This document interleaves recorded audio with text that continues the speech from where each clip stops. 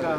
हे बघा, माझ्या कारखान्यावर सुद्धा राजकीय द्वेषातून कारवाई करण्याचा प्रयत्न याच्या आधी झालेला आहे।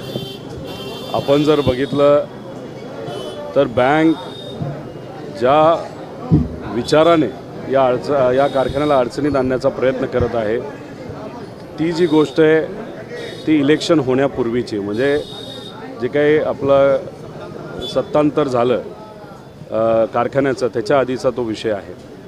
लोकांनी विश्वास दाखवून अभिजित आबा आणि त्यांच्याबरोबर जे सर्व डायरेक्टर्स आहेत त्यांना निवडून दिलं।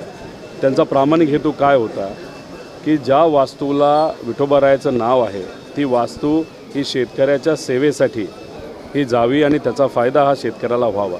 तुम्ही जर बघितलं तर गेल्या वर्षी अतिशय वाईट परिस्थिती असतानासुद्धा त्यांनी तो कारखाना चालू केला, लोकांना सेवा दिली, तिथं चांगला भावसुद्धा दिला।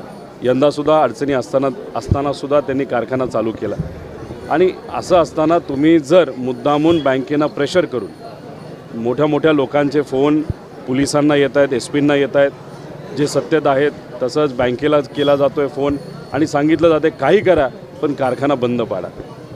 आता कारखाना बंद पाडण्याचं कारण काय? ह्याच्यामध्ये ही जी बॉडी आहे ती प्रामाणिकपणे काम करते, जो मुद्दा आहे तो पूर्वीच आहे। मग कुठंतरी तडजोड ही बँकेने केली पाहिजे, कारखाना बंद होता तो चालू केला आहे।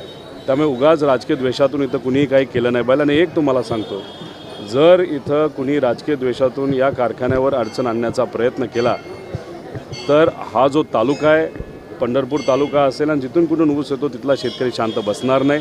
शेतकऱ्यांचं हेच मत आहे की हा कारखाना शेतकऱ्याचा आहे, इथं कुणीही राजकीय द्वेषातून मुद्दामून या कारखान्याला अडचणीत आणणं नाही पाहिजे। आणि इथं लोक जर एकत्रित आलं तर या सत्तेत असणाऱ्या लोकांना हे परवडणार नाही।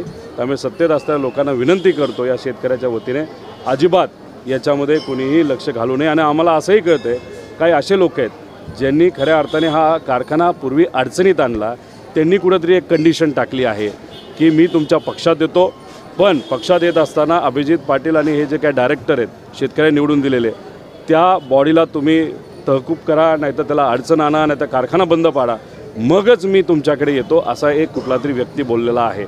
आणि असं जर तुम्ही शेतकऱ्याच्या मुळावर जाऊन तुम्ही अडचणीत कारखाना आणून जर फक्त राजकारण बोलणार असाल तर लोकांनासुद्धा कळाले ही व्यक्ती कोण आहे। त्यामुळे उगाच राजकारण करू नका, लोक शांत बसणार नाही। आणि या सर्व डायरेक्टरला आणि शेतकऱ्याला पाठिंबा देण्यासाठी साहेबसुद्धा आहेत, आम्हीसुद्धा आहोत। त्यामुळे या बाबतीत काळजीपूर्वक निर्णय हा सत्तेतल्या लोकांनी घ्यावा।